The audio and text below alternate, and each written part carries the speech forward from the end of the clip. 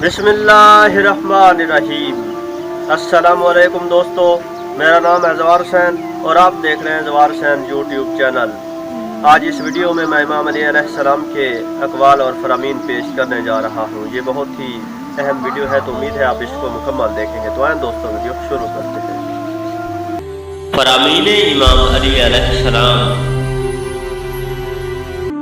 दीन का बेहतरीन लिबास हया है, क्योंकि खालिक व मखलूक से शर्म करना बेहतरीन दीनदारी है।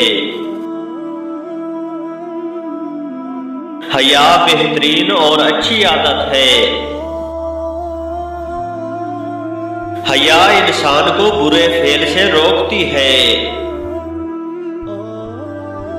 ईमान का बेहतरीन साथी हया है। जिसमें हया नहीं है उसमें कोई भलाई नहीं है।